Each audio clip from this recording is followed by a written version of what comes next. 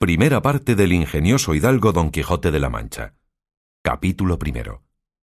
Que trata de la condición y ejercicio del famoso y valiente hidalgo Don Quijote de la Mancha. En un lugar de la Mancha de cuyo nombre no quiero acordarme, no ha mucho tiempo que vivía un hidalgo de los de lanza en astillero, adarga antigua, rocín flaco y galgo corredor. Una olla de algo más vaca que carnero, salpicón las más noches, duelos y quebrantos los sábados, lentejas los viernes, algún palomino de añadidura los domingos, consumían las 3 partes de su hacienda. El resto de ella concluían sayo de velarte, calzas de velludo para las fiestas, con sus pantuflos de lo mismo, y los días de entresemana se honraba con su vellorí de lo más fino. Tenía en su casa una ama que pasaba de los 40, y una sobrina que no llegaba a los 20, y un mozo de campo y plaza que así ensillaba el rocín como tomaba la podadera. Frisaba la edad de nuestro hidalgo con los 50 años. Era de complexión recia, seco de carnes, enjuto de rostro, gran madrugador y amigo de la caza. Quieren decir que tenía el sobrenombre de Quijada o Quesada, que en esto hay alguna diferencia en los autores que de este caso escriben, aunque por conjeturas verisímiles se deja entender que se llamaba Quijana. Pero esto importa poco a nuestro cuento. Basta que en la narración de él no se salga un punto de la verdad. Es pues de saber que este sobredicho hidalgo, los ratos que estaba ocioso, que eran los más del año, se daba a leer libros de caballerías con tanta afición y gusto que olvidó casi de todo punto el ejercicio de la caza y aun la administración de su hacienda. Y llegó a tanto su curiosidad y desatino en esto que vendió muchas fanegas de tierra de sembradura para comprar libros de caballerías en que leer, y así llevó a su casa todos cuantos pudo haber de ellos, y de todos, ningunos le parecían tan bien como los que compuso el famoso Feliciano de Silva, porque la claridad de su prosa y aquellas intricadas razones suyas le parecían de perlas, y más cuando llegaba a leer aquellos requiebros y cartas de desafíos, donde en muchas partes hallaba escrito: «La razón de la sinrazón que a mi razón se hace, de tal manera mi razón enflaquece, que con razón me quejo de vuestra fermosura». Y también cuando leía: «Los altos cielos que de vuestra divinidad divinamente con las estrellas os fortifican y os hacen merecedora del merecimiento que merece la vuestra grandeza». Con estas razones perdía el pobre caballero el juicio y desvelábase por entenderlas y desentrañarles el sentido, que no se lo sacara ni las entendiera el mismo Aristóteles si resucitara para solo ello. No estaba muy bien con las heridas que don Belianís daba y recibía, porque se imaginaba que por grandes maestros que le hubiesen curado, no dejaría de tener el rostro y todo el cuerpo lleno de cicatrices y señales. Pero con todo ello, alababa en su autor aquel acabar su libro con la promesa de aquella inacabable aventura, y muchas veces le vino deseo de tomar la pluma y dalle fin al pie de la letra, como allí se promete, y sin duda alguna lo hiciera, y aún saliera con ello si otros mayores y continuos pensamientos no se lo estorbaran. Tuvo muchas veces competencia con el cura de su lugar, que era hombre docto, graduado en Cigüenza, sobre cuál había sido mejor caballero, Palmerín de Ingalaterra o Amadís de Gaula. Mas maese Nicolás, barbero del mismo pueblo, decía que ninguno llegaba al caballero del Febo, y que si alguno se le podía comparar, era don Galaor, hermano de Amadís de Gaula, porque tenía muy acomodada condición para todo, que no era caballero melindroso ni tan llorón como su hermano, y que en lo de la valentía no le iba a la zaga. En resolución, él se enfrascó tanto en su lectura que se le pasaban las noches leyendo de claro en claro y los días de turbio en turbio, y así, del poco dormir y del mucho leer, se le secó el cerebro de manera que vino a perder el juicio. Llenósele la fantasía de todo aquello que leía en los libros, y así de encantamientos como de pendencias, batallas, desafíos, heridas, requiebros, amores, tormentas y disparates imposibles. Y asentósele de tal modo en la imaginación que era verdad toda aquella máquina de aquellas soñadas invenciones que leía, que para él no había otra historia más cierta en el mundo. Decía él que el Cid Ruy Díaz había sido muy buen caballero, pero que no tenía que ver con el caballero de la ardiente espada, que de solo un revés había partido por medio 2 fieros y descomunales gigantes. Mejor estaba con Bernardo del Carpio, porque en Roncesvalles había muerto a Roldán el Encantado, valiéndose de la industria de Hércules, cuando ahogó a Anteo, el hijo de la tierra, entre los brazos. Decía mucho bien del gigante Morgante, porque con ser de aquella generación gigántea, que todos son soberbios y descomedidos, él solo era afable y bien criado. Pero sobre todos, estaba bien con Reinaldos de Montalbán, y más cuando le veía salir de su castillo y robar cuantos topaba,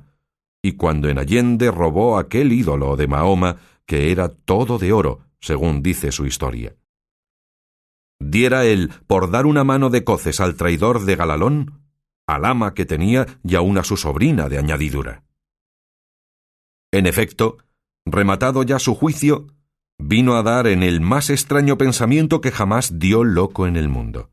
Y fue que le pareció convenible y necesario, así para el aumento de su honra como para el servicio de su república, hacerse caballero andante y irse por todo el mundo con sus armas y caballo a buscar las aventuras y a ejercitarse en todo aquello que él había leído que los caballeros andantes se ejercitaban, deshaciendo todo género de agravio y poniéndose en ocasiones y peligros donde acabándolos cobrase eterno nombre y fama. Imaginábase el pobre ya coronado por el valor de su brazo, por lo menos del imperio de Trapisonda, y así, con estos tan agradables pensamientos, llevado del extraño gusto que en ellos sentía, se dio priesa a poner en efecto lo que deseaba. Y lo primero que hizo fue limpiar unas armas que habían sido de sus bisabuelos, que tomadas de orín y llenas de moho, luengos siglos había que estaban puestas y olvidadas en un rincón. Limpiólas y aderezólas lo mejor que pudo, pero vio que tenían una gran falta, y era que no tenían celada de encaje, sino morrión simple. Mas a esto suplió su industria, porque de cartones hizo un modo de media celada que, encajada con el morrión, hacían una apariencia de celada entera. Es verdad que para probar si era fuerte y podía estar al riesgo de una cuchillada, sacó su espada y le dio 2 golpes, y con el primero, y en un punto, deshizo lo que había hecho en una semana. Y no dejó de parecerle mal la facilidad con que la había hecho pedazos, y por asegurarse de este peligro, la tornó a hacer de nuevo, poniéndole unas barras de hierro por de dentro de tal manera que él quedó satisfecho de su fortaleza y sin querer hacer nueva experiencia de ella, la diputó y tuvo por celada finísima de encaje. Fue luego a ver su rocín, y aunque tenía más cuartos que un real y más tachas que el caballo de Gonela, que tantum pellis et osa fuit, le pareció que ni el bucéfalo de Alejandro ni Babieca el del Cid con él se igualaban. 4 días se le pasaron en imaginar qué nombre le pondría, porque, según se decía él a sí mismo, no era razón que caballo de caballero tan famoso y tan bueno él por sí, estuviese sin nombre conocido, y así procuraba acomodársele de manera que declarase quién había sido antes que fuese de caballero andante, y lo que era entonces, pues estaba muy puesto en razón que, mudando su señor estado, mudase él también el nombre, y le cobrase famoso y de estruendo, como convenía a la nueva orden y al nuevo ejercicio que ya profesaba. Y así, después de muchos nombres que formó, borró y quitó, añadió, deshizo y tornó a hacer en su memoria e imaginación, al fin le vino a llamar Rocinante, nombre a su parecer alto, sonoro y significativo de lo que había sido cuando fue Rocín, antes de lo que ahora era, que era antes y primero de todos los rocines del mundo. Puesto nombre y tan a su gusto a su caballo, quiso ponérsele a sí mismo, y en este pensamiento duró otros 8 días, y al cabo se vino a llamar Don Quijote, de donde, como queda dicho, tomaron ocasión los autores de esta tan verdadera historia que sin duda se debía de llamar Quijada, y no Quesada, como otros quisieron decir. Pero acordándose que el valeroso Amadís no sólo se había contentado con llamarse Amadís a secas, sino que añadió el nombre de su reino y patria por hacerla famosa, y se llamó Amadís de Gaula, así quiso, como buen caballero, añadir al suyo el nombre de la suya y llamarse Don Quijote de la Mancha, con que a su parecer declaraba muy al vivo su linaje y patria y la honraba con tomar el sobrenombre de ella. Limpias pues sus armas, hecho del morrión celada, puesto nombre a su rocín, y confirmádose a sí mismo, se dio a entender que no le faltaba otra cosa sino buscar una dama de quien enamorarse, porque el caballero andante sin amores era árbol sin hojas y sin fruto y cuerpo sin alma. Decíase él: